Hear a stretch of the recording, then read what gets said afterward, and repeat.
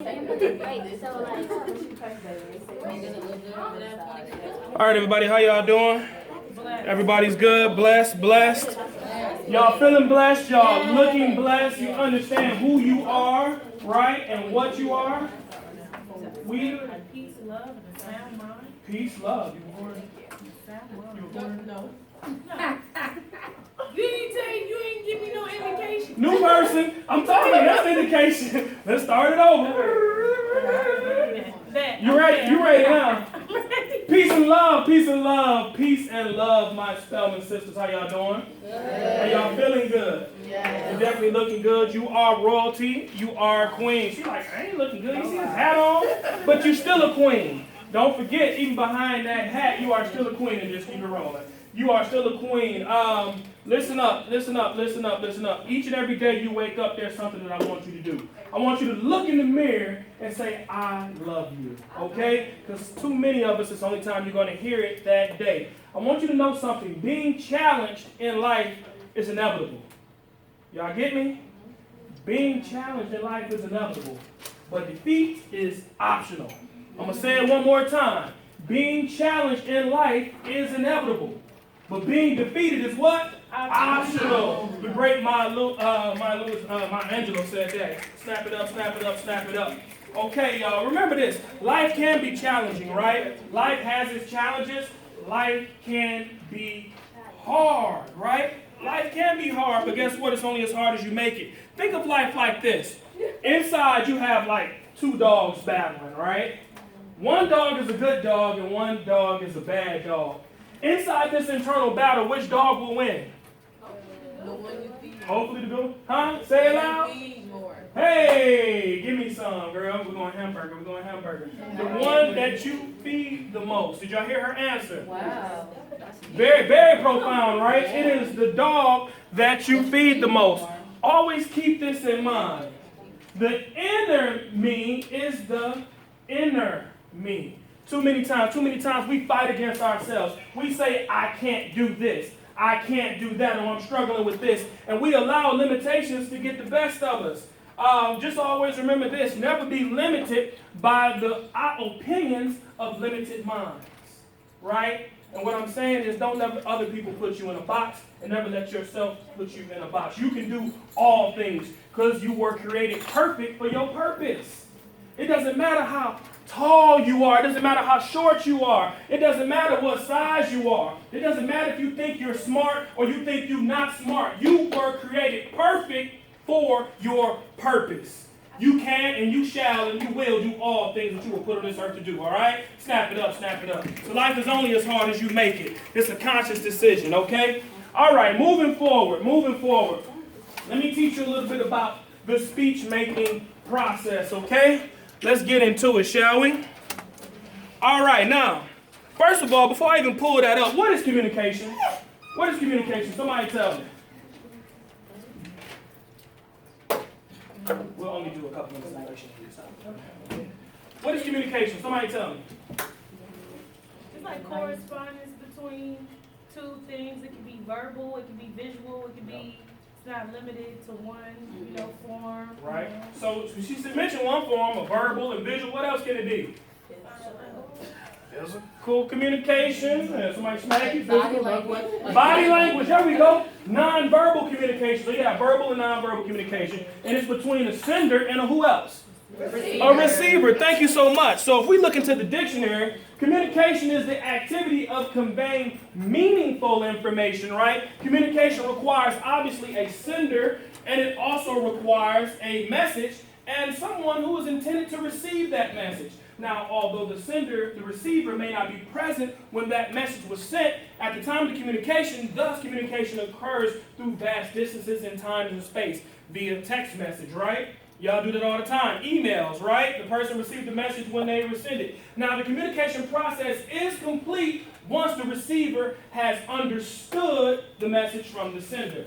So you can say what you want, but if it's not received or understood, then it's not clear communication. And it's not effective communication. Our goal as public speakers are to do what? Give what? Effective communication. Am I talking too fast? Y'all just gotta make sure. Let me slow it down. I just get so excited about what I do, so I had to come bring it back. So make sure for clear and effective communication that your message is sent clearly and it's understood by the receiver. Communication is also conscious or unconscious. It's intentional or unintentional. Thank you so much. All right, so I said it's intentional. He's intentional. I'm sorry. Or it's unintentional. How can communication be unconscious? So I said it can be unconscious. How? Like your face, your demeanor. Okay, so you may give a facial expression that you were unconscious that you were even giving to someone, right? So yes, that is true. Any other ways your communication can be unconscious? Body language, what else? Sometimes people give speeches, they fidget or they don't make direct contact. They don't make direct contact, which could be an unconscious type of thing, right? I like that. Also remember this, dreams. Dreams is an unconscious form of communication because who are you communicating with? Yourself. Boom. You're communicating with yourself. Always keep that in mind. We get a little deep in here sometimes. All right, so also ideas are expressed as verbal and nonverbal messages that are sent, received, and comprehend. All those things formulate communication. And may I add effective communication. Who has not signed the roster? Please circulate the roster around so that you can sign it. Let's talk about oral versus verbal communication. Question, just show me your hand if you can answer this. What is oral communication? Yes, ma'am. Speaking, talking. Very simple. Oral, what you say, right? Well, I got another question for you. What is, by show of hands, who can answer this, verbal communication? There it is on the board. What is verbal communication? Is that like words? Because like maybe oral, if oral is from the mouth, so technically dogs speak orally because they bark from the mouth, right? And then humans are verbal because we use words, maybe. I like where you're going with that, but not necessarily. Let's keep it all to human interaction, okay? But I feel where you're going with it, right? Your mom kiss you, that's an indication of affection. If I kiss you on the forehead, that's oral communication. I use my mouth to convey the message of I love you. I blah, blah, blah. Interesting. Remember, we're going to stick with what she said. Oral is what comes out of your mouth. Oral communication, so what's verbal? What is verbal communication? Words, but isn't that oral? Words, you use oral communication. Include writing. Huh? Say that loud, I can't hear you. It can include writing. Bam! It can include writing. Verbal communication includes writing. What else? Now that we're on the right path. What else can verbal communication include? Texting. Texting. What else? Oh, I heard something good. We got writing. Okay? Text messages. Verbal communication. What else? Would a sign be verbal communication? Yes, it would. What about sign language? Okay. Somebody cut somebody off and got some good sign language, right? They said you remember one, right? So listen. Oral communication and verbal communication both use words, right? All oral communication is verbal communication, but not all verbal communication is oral. Because clearly, if it's coming from a sign or sign language or a text message, was that oral? No, it wasn't. So all oral communication is verbal communication, but not all verbal communication is oral. Does that make sense? All right. Y'all got it? Can anybody think of any other examples of verbal communications? All right. I believe everyone in here can speak a different language. According to verbal communication, yes, you can. I believe all y'all can speak another language. Y'all looking at me side-eye like, you ain't finna teach me nothing new. What does that say, class? Stop. Stop. What else is anybody? Any other interpretations? Huh? Warning. Any other interpretations for this word? Y'all want me to give y'all know what language this is in? It's not Chinese. It is Korean. Good job. Good job. Good job. It is Korean. So, this Korean word says what? Stop. But who in here speaks Korean? How do you know it says stop? Because of the coloring, right? Let's look at it. Now does it really make sense, right? It makes even more sense that it's a stop, right? Even though you can't speak Korean, you still understood that that sign had a verbal message, right? It had a verbal equivalence, just like if it was an oral message, right? So the shape helped you determine the meaning. Even with a red plain octagon, you would still know what that verbal message was in that sign. If it didn't have any words, you would know that it means stop, right? So, so the meaning would be clear and it would be concise of a verbal message, okay? Just keep that in mind. So verbal communication refers to the use of language and its constituent parts. Don't confuse verbal communication with oral communication, that which is spoken. All oral communication is verbal communication, but not all verbal communication is oral. Now, along with words, signs, and symbols that have a verbal equivalent is considered verbal communication. Any questions up to this point about that or any confusion? So somebody give me an example of oral communication. Hello, just speaking. Somebody give me an example of verbal communication that we haven't talked about. Your email on the board. Email on the board, my handwriting, anything else? Would police sirens be Would it? it's like an indicator of That police badge would be, you know he's a what? A cop. So that would be a visual form of communication, those sirens, because you see them. Visual and audio communication, actually, because you see and hear. All right, so what are some nonverbal means of communication? Let's just go through a few of them. A variety of nonverbal communication which exists, such as body language. What am I saying if I'm doing this? I may not care, right? It's a bad attitude, I'm not interested. This one, just maybe lazy or tired, bad posture, right? So your body says a lot about you. Let me let you know with public speaking. 93% of everything you are saying is coming from what realm? Your body language. They have proven this. It is coming from your body language. It is not what you say. So what you say only is 7%. And the rest is your body language, which includes your eye contact, right? Or your sign language. You tell somebody they're number one, right? Your paralanguage. What is the paralanguage word for? Body language, right? Haptic communication. What's haptic communication? Anybody know? Haptic. If somebody speak like this, oh, it's a big, beautiful day, and you get a car, and you get a car. Y'all see the haptic communication? With my hands. Haptic communication means body language with your hands. So always make sure that your hands are in agreement to what you are saying, right? Always make sure of that.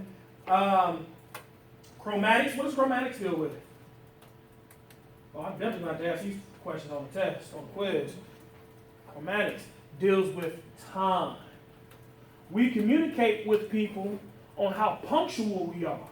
Some people may come late to every single class, and what does that say to me about their body language and their chromatics, that this class may not be important to them because they don't show up on time?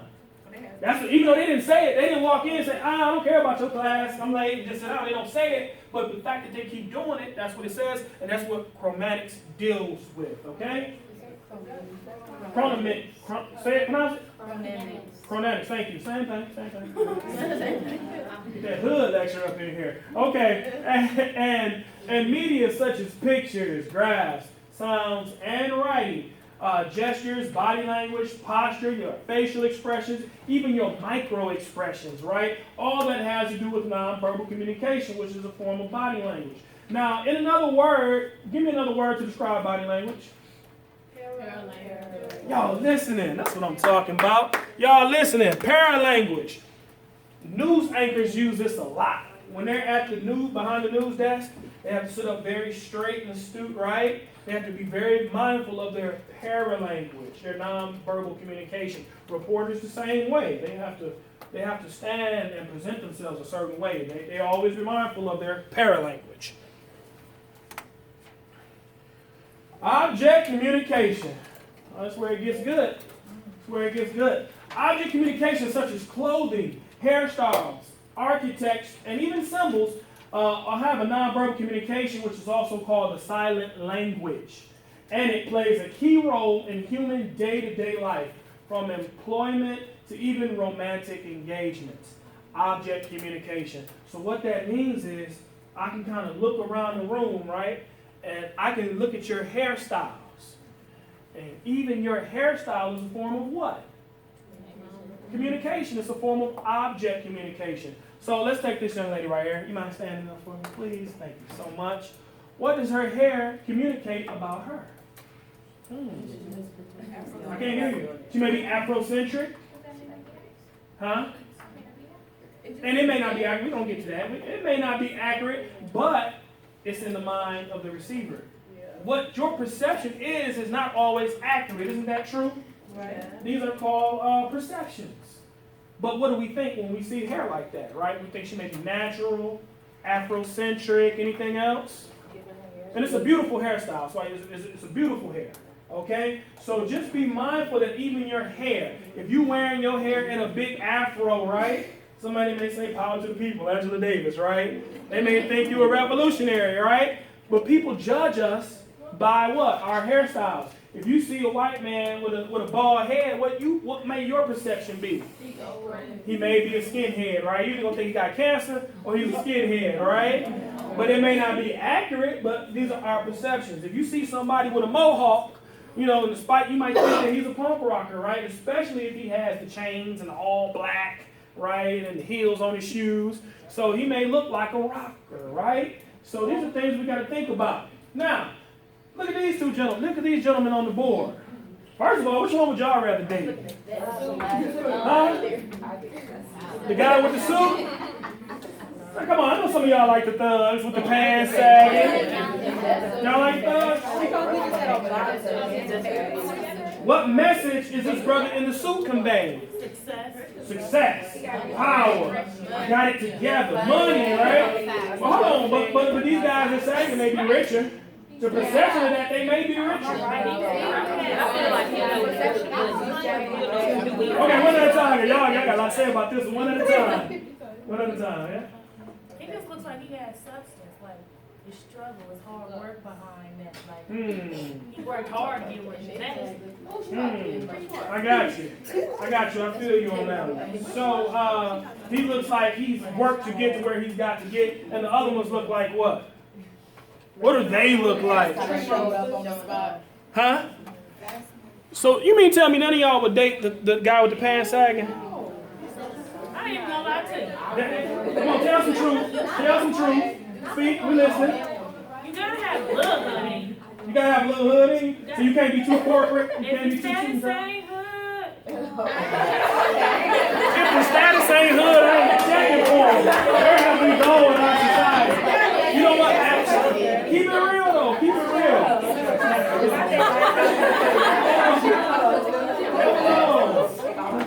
So the question was asked, which guy was she dating? What did you say? if the status ain't hood, I ain't checking for him. Better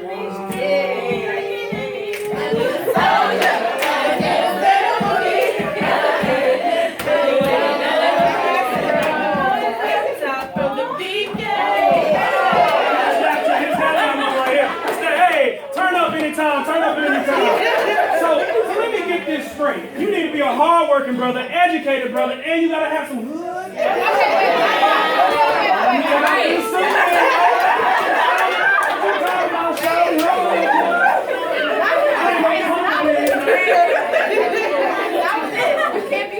Oh, this ain't hood. I'm a hard-working brother. I'm hard to get to where I am in life. So I can't get no woman because I ain't hood now. Yes. Everybody like a roughneck, but I need you to have a hood mentality. Like you escape the hood and you wanted like something better for your life, but like you have street smarts and you not like dumb on the street. You ain't dumb, right. Well, I let me- don't want no hood person who sag and got gold in his mind. And it's like, that's good for some people. That ain't Right. good. That's not for me. I feel you, my sister. I feel you. Run this. This is what I say about me. Maybe I'm talking junk, but this is what I say about me, and this is what I feel. I got my street degree before I went to college. That's what I did. But but that's just me. But I don't have to walk the streets and sag my pants because I know who I am. The lower the pants, the lower the IQ. That's where I'm at these days. See, because when I was a boy, I thought as a boy, but when I became a man, I put away those childish things. Come on now. I had to put it away. So I understand the lower the pants, the lower the IQ. I have to be a changed person. I can't do the same things I used to do in SAG and all. But sometimes, ladies, remember that you are the queens, right? You are in the forefront of who we are to be and to become. If you tolerate foolishness, you will get more foolishness. And you will get more men disrespecting you. If you think it's cool to be called out of your name and listen to that same music, it just is what it is. More brothers will do that. If you expect more from us, we will give you more. That's the truth. It's the truth. Y'all run this. We don't. Y'all got all the power. You are the power. You are the universe. I ain't going to even get too deep into that, but you better figure that out for yourself. You got all the power. Y'all got all the power. But what I'm saying, but I understand both of these looks. I never sagged like that, but I sagged a little bit whenever it was like that, and I became that person. But if I need to revert back to that person, I can. And that's what you want. You want a real man who can respect you and respect himself, but hold it down in the streets and protect your honor. And that's what it's about, okay? That's what you want. That's what you want. Ladies, I gotta come back to y'all now. Hold on. We'll show pictures. Hold on. I'm gonna try to do Talk about it real quick. As we look at object communication, remember communication is what you communicate through your clothes. Okay, we have teacher A. What does she communicate to you? She's conservative. She's what? She's a student. Huh? That's a real picture. So, hold on, let me ask, ladies. What does her outfit communicate? Did one person raise your hand? No, everybody gonna say something. What does her outfit communicate? I saw your hand back here. Go. I feel like she could have worn so, but I don't think there's nothing wrong with her outfit. Like, you can't cover your curves. Curves. Show them off though. Yes. She knows how to dress. She wants to show off her style. She can wear whatever she wants. Like, it's not. I mean, in the workplace they say be more conservative, but she's just like, it's I Don't see nothing wrong with it. Okay. Yes. She looks like an elementary school teacher. She does. Yeah. Not mine. I mean the back. background, yeah, And but she's got her shoulder covered, chest covered. no cleavage. I wish she would have been my elementary school teacher, but it's different. So if I come in here with a muscle shirt on and it's all tight, you can see everything, right? And that's okay. That's okay.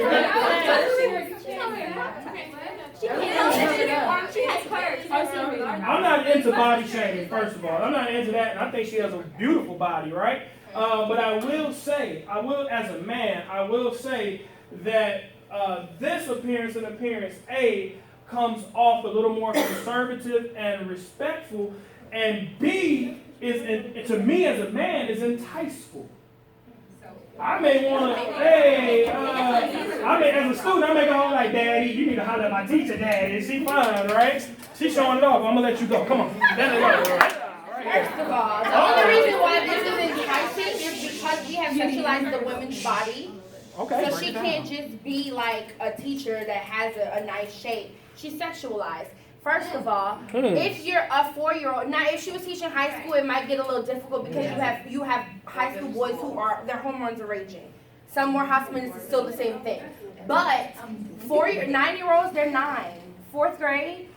Oh, and they don't have hormones raging? I'm not saying they don't have hormones. I'm not saying that they don't have hormones raging. What I'm saying is it becomes a problem with the parents more than the kids. I wasn't thinking, I'm a woman. I mean, I had a brother who wasn't thinking, you ain't thinking about your teacher like that. And if you're a child If your child is looking at a teacher, a grown woman, the problem is not the child, it is your parenting style. And that's true. Snap that up. That's true. I'm just gonna throw in, when I was a substitute teacher, I had a little fourth grader give me her number. I'm just saying. It's crazy out here. I'm telling you. All right, we had another hand up. Come in. Yes. I just feel like regardless, like even if she had one outfit on the left, it still will look the same because she's curvy. Exactly. It's not really about what she has on. She's gonna look the same in whatever she wears because of how her body is. So we can't take away from that and say that she's dressed inappropriately. I partially disagree. Just partially, I agree with you because her shape is going to show through whatever she wears. But I think that is more fitting, more form fitting to show more. I think she can go straight to happy hour after that. That's my opinion as a man. But I do agree with you. Yes. Well, I'm gonna take two more comments on this. Yes. Go. Just after like what you said, how like, but if she was wearing that, cause like let's say she was wearing a shirt, you still gonna be able to see her breast. If she's wearing pants, you still gonna be able to see her hips or how her butt is more like.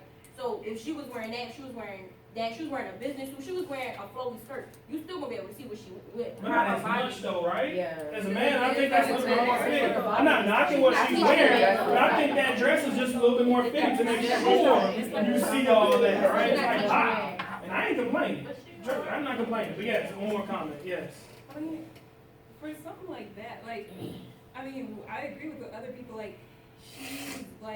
she's got the form where a lot of things are going to be form-fitting, and also, like, one of the issues, I guess, with object communication is that you can't, like, object communication does communicate things, but it also only communicates what society is telling you that it should communicate. Right. Now, if you change the object communication to what somebody is, I guess if you change your perception, I think it says more about the person who's receiving this message, because I mean, like, another thing, like with the men that are sagging, like, I know a lot of smart dudes who sag, so that's not really the issue. I mean, I guess it might say something about your ability to conform when you're wearing something that's more conservative, but as far as your actual skill and aptitude, it doesn't say as much. Talk sister, you said that.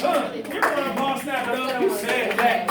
I agree. So what she really brought out, she questioned society. What's wrong with our minds? What's wrong with us? Why do we look at that image and over-sexualize it? So we have to bring back the question on us and our aptitude. I love that you said that, because guess what? There are plenty of smart brothers that sag, right? Because I understand these brothers are kings.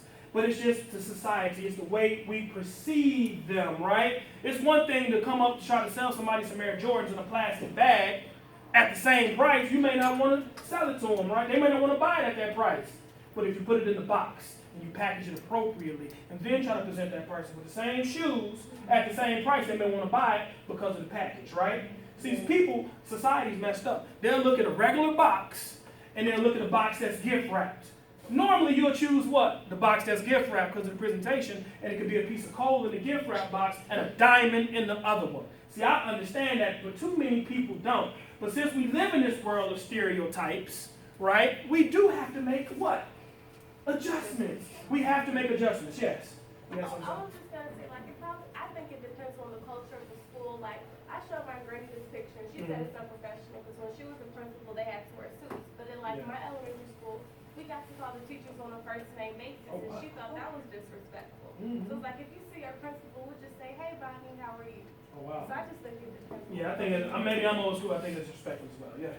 I feel like when a teacher, like I went to a high school where like teachers could wear whatever they want, and students had to wear white button-down shirts with a red tie and khaki pants. And I feel like it was unfair. It shows that like you have like a certain, it just showed disregard to like the students' oppression, because like we were forced to wear certain things, and the teachers are free to wear whatever, even though they're the professionals. Right. And let's deal with this real quick. I'm glad y'all all made these valid points. But one thing she said over there was about society. When we deal with object communication, remember, people out in the streets don't know you or know who you are, or know your struggle. They don't know your story, none of that, right? So what you present to the world, it's not their fault how they perceive it. For example, if a woman is at the bar and she let's say she has her cleavage out, right? And nothing's wrong with that, but yet many men keep coming up trying to buy her drinks. trying to get her to come home. Maybe it's because of the object communication in that blouse. Y'all ever think of that? Yeah, but that's real though. Yes, but No, but it's real. I saw your hand up first, yes. I mean, it's yes and no, but at the same time, she's being objectified. Mm-hmm. Because, I mean, I think when you limit a person, especially a woman, since women of all races, we're at the bottom of the totem pole, men tell us what to do, what not to do. Mm-hmm. I don't know, I just feel like, especially with this picture, I don't think that as a woman, she should have to feel like, you know, she has to hide her curves or hide how her body is just to, you know, satisfy, like just like you said you felt more comfortable if she was wearing something like this. That's your perception. You're kind of, in a way, not telling her, but you're kind of, in a way, saying, well, it's more comfortable for me if you dress like this. And that's the best way to look at it, yes. I just think because we go to an all-women's school, like, we often get defensive when people suggest, like, the role that we play in certain situations. Like, just because she's dressing, you know, in tight-fitted clothing, that doesn't mean that she's an attention whore, or maybe she's just comfortable with her body. But I do think that we also have to be mindful of how we present ourselves. Like, if we in the sisters' chapel and it's the white dress ceremony, why would you come in there with a white dress with your cleavage out and it's all up to here? You can't judge a book by its cover, but you can judge a tree by a fruit that it bears. Woo! Don't tell me it's just, I feel like it's a time and a place for everything, and you do have to always consider the role and take accountability for how you dress. If you come outside with Daisy Dukes on and your cleavage all out, people are going to think you're a whore. You don't have to necessarily be a whore, and it's not your job to defend your character, because I know who I am and how I'm not going to allow your opinion to dictate me as a person, but I'm just saying that's what it is, and it's not our job to argue against you. That's why you just got to know who you are. Right. You got to know who you are, and just remember the society, and I'm going to come to you next. And remember the society that we live in. We live in a society that does objectify. So since we live in that society, you got to take that in reference as well. So be mindful of the uniforms of the object communication you put on. If I'm standing on the corner and I got a police uniform on, and somebody run up on me like, hey, somebody just stole my wallet, buddy, come this way. I say, hey, just because I'm dressed like this doesn't make me a police, right? But that's how sometimes people do. Hey, hold on, because I'm wearing these Daisy Dukes, right? That don't mean I'm a hoe, right? But people do that all the time. And she may not be a hoe, but people perceive.